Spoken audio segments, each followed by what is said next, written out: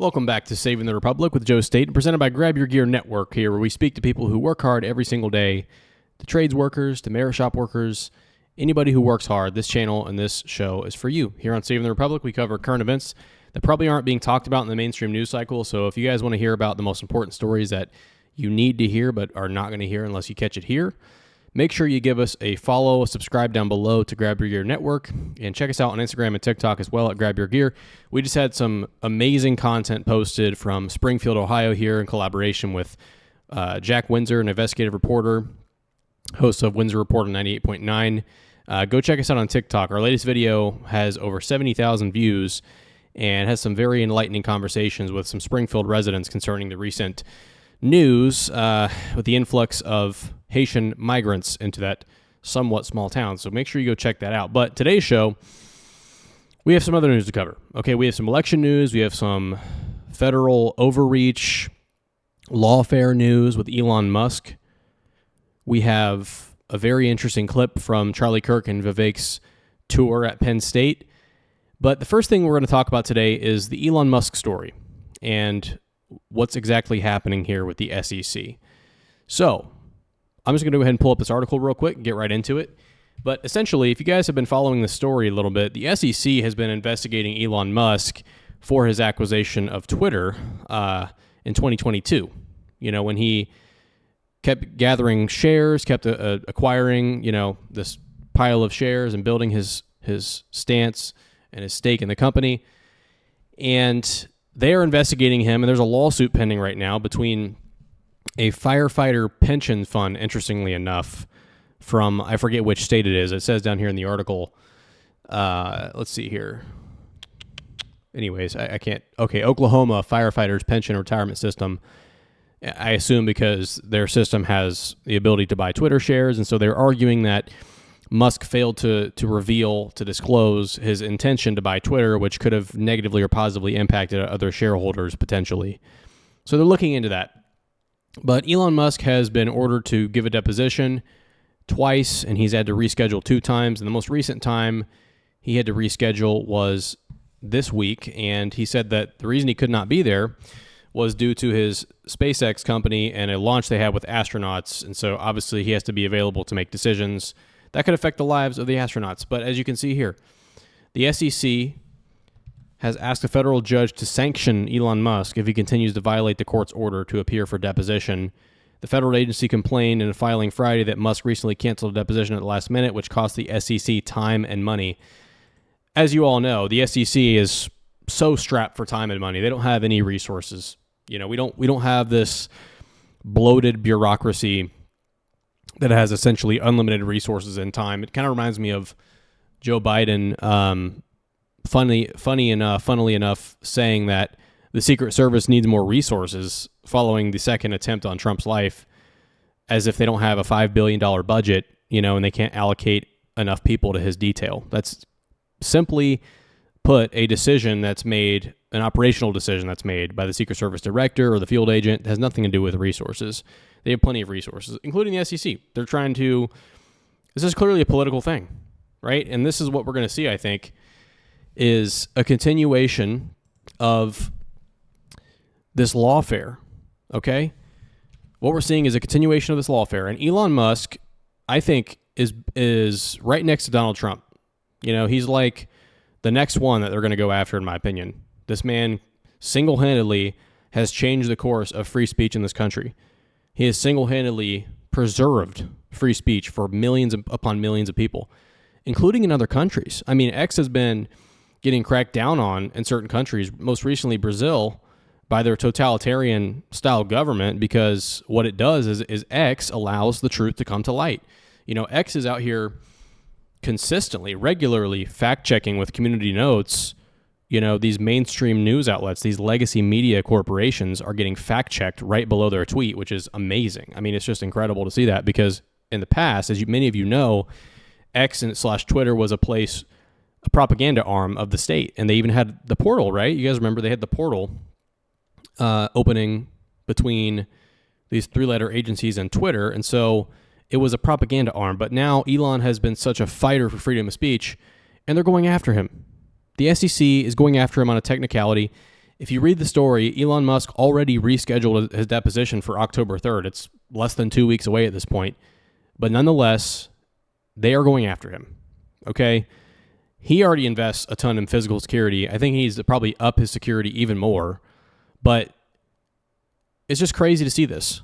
Okay, we're living in a world where the government is actively and openly, out in front of everybody, going after their political dissidents, I guess you could say, their political opponents. Elon Musk, and by the way, Elon Musk voted for Obama, okay? He's not your old school, rich, white Republican type. It's just, in the bag for the Republicans. Like, this guy has been pretty centrist on a lot of things.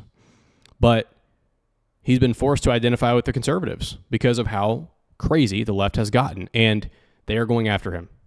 And I certainly hope it doesn't turn into a assassination attempt like we've seen on Trump. But I wouldn't rule it out. Okay, but we are seeing these crazy things. And we're seeing Hillary Clinton. If you haven't seen my last show, go check it out on Wednesday. Hillary Clinton is openly calling for the jailing of people who propagate, quote, Russian disinformation, which, as we all know, is a euphemism for speech they don't like, speech that is inconvenient to the state, to the cabal, you could say. That type of speech is labeled as Russian disinformation because, oh, guess what? It threatens our ability to stay in power. I have a great fly flying around me. That's fantastic. But we are living in a weird new world, okay? We just are.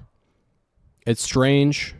And honestly, what it reminds me of is the scripture that talks about in the last days, there will be a great delusion, okay?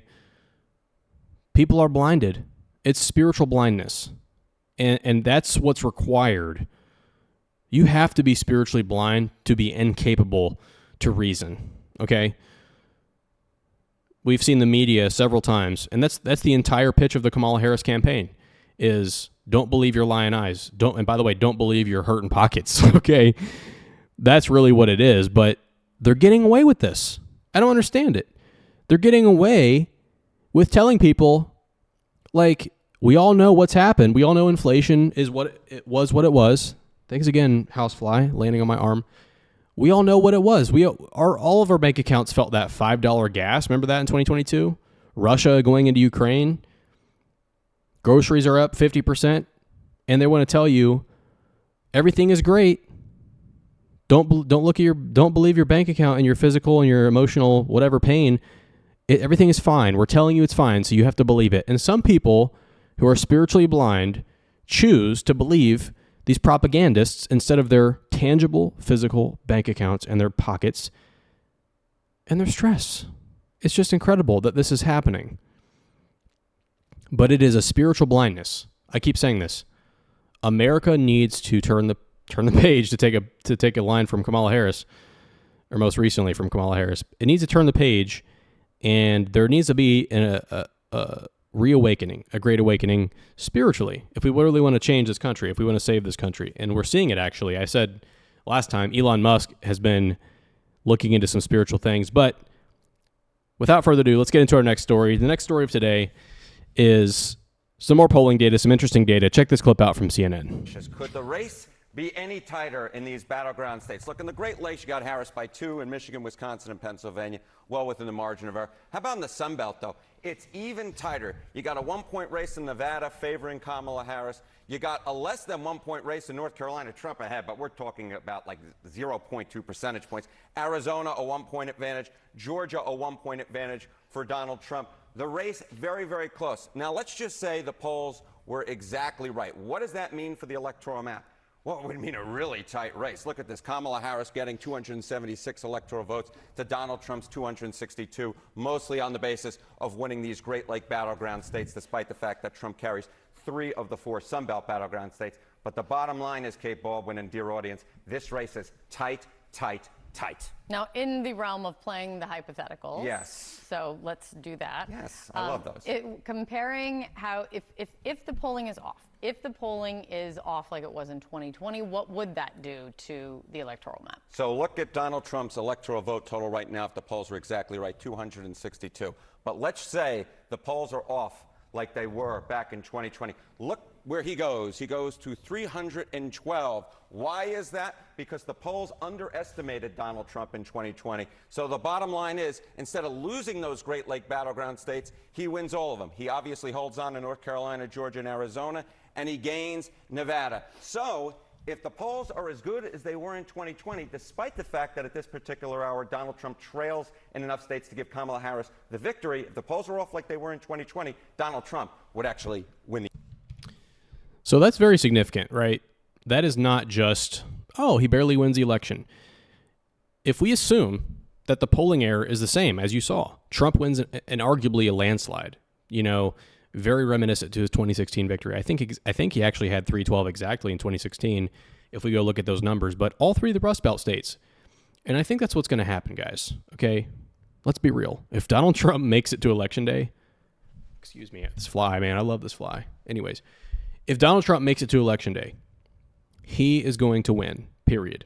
If he's physically safe, if we have a fair and free election, by saying that, what I mean is if we have a mostly fair election where most of legal votes are counted, Donald Trump is going to win the election, period. Because we know that people don't say they support Trump as much in the polls. They are scared. They're embarrassed to say it. They're not going to say it. So Donald Trump has to have some advantage in the polls.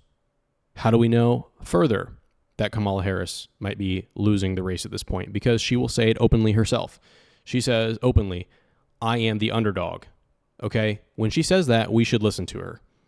It's not just her saying it as a platitude or something to say to cover her in case she loses. She is the underdog. And you won't hear it from the legacy media outlets like you did not in 2016 or in 2020. You won't hear it from the polls because, like I said, people don't say they like Trump. But the reality is that she is the underdog. So very good numbers for Trump coming from CNN there, actually. Now, we have this really cringy thing from Tim Walz that I want you guys to check out. It's a commercial he put out. Check this out. The events have a all right, this thing, old school carburetor. You can always tell something about somebody's maintenance when how clean their air filter is. Look, to be able to work on this thing, you got a manual. It shows you exactly what to do to fix things on this. Donald Trump and J.D. Vance have a manual too. It's called Project 2025, and it's a way to stick it to the middle class while giving tax cuts to the wealthiest. So a little fact check for Tim Walz here. Since the income tax was instituted in 1913, every time the federal government has cut taxes, including for the wealthiest Americans, revenue for the government has gone up. Every time the government has raised taxes, revenue has gone down. What does decreased revenue mean for the average middle-class American? It means less money available to assist in the form of government programs, in the form of economic stimulus, in the form of defense spending, in the form of paying down the debt, which hurts Americans if we can't pay down the debt. So a little fact check for actually all liberals, but especially Tim Walz. Tax cuts for the wealthy actually help the middle class because it allows corporations and businesses to invest into America and to create more jobs for American citizens. Okay? Tax cuts help Americans. And guess what? It also has a cascading effect in the market. When taxes are lower, people have more money to spend, including the wealthy. The wealthy spend money. That goes back into businesses. That goes back into the economy. Tax cuts are wins. Even for the wealthiest, it is a win for America. And by the way, besides the point of what Tim is saying, why is it a bad thing if wealthy people get their taxes cut? Why? Why do we treat them differently? This goes back to one of the age-old things about human nature. People want to penalize the rich because it's envy, a lot of it. It comes down to the fact that some people who don't have as much as other people want to punish those who do have because of jealousy and envy. That's the sad truth. It's not because it's actually going to do more. We could literally seize all the wealth in the United States of America, and I think it wouldn't even fund the government last time I checked for 2 or 3 years or something like that, if we took all the wealth, not even talking about a 20 or 30% tax, every single dollar of every rich person in America would not pay for the government for that long. So it doesn't make any sense. The last story of today. Check out this clip from Charlie Kirk and Vivek on their tour, I believe at Penn State. Support Trump or Kamala. I'm undecided on who I'm going to vote for. So I just really dislike Trump just generally, and just because of like his character. Why? Just because, just like his rhetoric, just the way he talks. I do find his policy that I agree with almost all of his policy, but I can't morally, like, for myself vote for Trump or Kamala. So why should I vote for Trump? So you should vote for Trump because he can make your life better. You got 4 years under Donald Trump, stayed out of World War III, our economy was growing, inflation was down, wages were up, and we didn't have mass illegal migration into this country. Compare that to 4 years of Biden, and it really has been Kamala Harris with Biden. Open borders, mass illegal migration of a scale we haven't seen in this country. Wages have not gone up, while inflation costs actually have gone up, and we're closer to World War III than we've ever been in my lifetime. So I would say that I don't agree with 100% of what Donald Trump says. I don't agree with 100% of what Charlie Kirk says. You just have to know that he's going to be the guy who's going to make your life better. You're not voting for Trump or Kamala. You are voting for 5,000 people that will run the government. The question is, do you think more people like Vivek running the government or more people like Tony Fauci running the government is a better direction? Okay. Let me also ask you, outside of rhetoric, 20 years from now, what matters more? The wars that a president prevents or the things that a president says while he's president?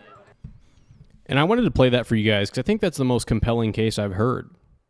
Put succinctly, to vote for Trump. You're not voting necessarily for Donald Trump, but you're especially not voting for his rhetoric specifically. What you're voting for is the cabinet. What you're voting for is the vision, the apparatus surrounding him, the pro-America policies that will come from a Trump administration, the prevention of World War III. Because like it or not, the neocon war hawks are endorsing the Democrats now. Dick Cheney just endorsed the Democrats. Okay? The neocons are for the left. You know, the Democrat Party, we all know, used to be the anti-war party. Guess what? Now Donald Trump and the party that supports him, I wouldn't even say the establishment politicians, but I would say the voters and Donald Trump himself and others like Tulsi Gabbard and RFK are anti-war. That's what we need at this point in time. You know, we could talk about all the issues of our time, right? There are many to talk about: economic instability, the debt, immigration. But the threat of World War III is legitimate, and that in itself is a reason to vote for Donald Trump. But I think this was a great clip from Charlie Kirk, a great clip from Vivek, and it's just such a great boiled down argument to vote for Trump. So if you guys agree with their assessment or agree with my assessment, let me know in the comment section down below. Let me know what you think about where the race stands. Is Donald Trump going to win this thing? Is he going to make it to Election Day? Are we going to protect him effectively, the Secret Service? Lord willing that we will, but I hope... I want to hear from you guys down below in the comment section. So if you enjoyed the video, make sure you like the video, subscribe here to grab your gear, check out our other types of content, Instagram and TikTok, again, at Grab Your Gear. Thank you so much for watching today, and I'll see you in the next episode.